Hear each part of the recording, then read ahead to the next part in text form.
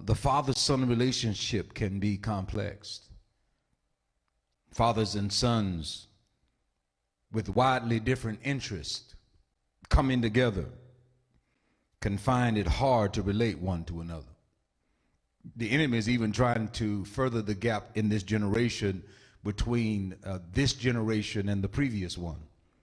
I just don't believe that we're that far apart from each other. The only difference is that technology was introduced to this generation in 2007 like we've never seen before. But the Bible said there's nothing new under the sun, nothing new. That there's some things that I've experienced as a father in the earth that my son shouldn't have to experience. If I've gotten in trouble with the law, by the way, I haven't. But if I got in trouble with the law and I'm telling you what I did and showing you what you shouldn't do, why do you need to get in trouble with the law so you'll know what I know? All you have to do is sit at my feet and learn from me, and you don't have to recreate the wheel, so you don't have to go through the same things I've gone through. You can actually take it further than me. The father-son relationship can be complex. Fathers are not supposed to be friends with sons. They're supposed to be fathers. Fathers and sons with widely different interests can find it very difficult to relate, very hard to relate one to another.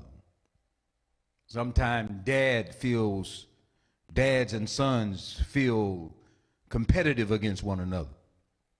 Sometimes dad wants to show son that he can play basketball greater. I don't need to dunk if you can dunk. I don't need to show you what I can do on the court. I want you to go further than me. And so, but you'll find a lot of fathers wanting to, I guess, beat the son down on the court to make themselves feel good. But there's no competitive nature with real fathers and sons. Fathers want sons to go further.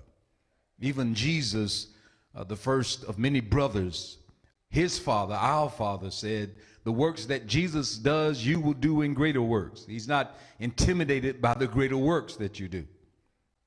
Just strive for it lawfully.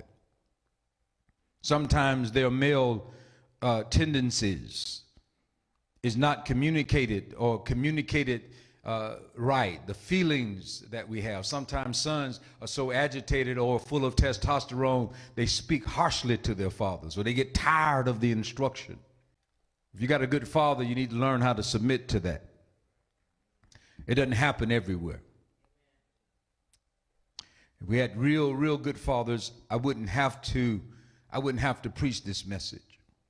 And so, in a sense, I repent for that lethargic attitude of many fathers around the country, or men who forsook their homes to find their way after you have children.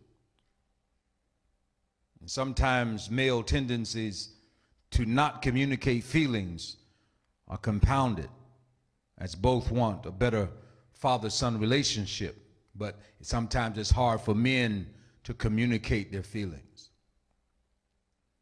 How can you pave a way for the future if you can't communicate it? Or when you do, you're upset when you do it. Ask, the Lord spoke to me. Ask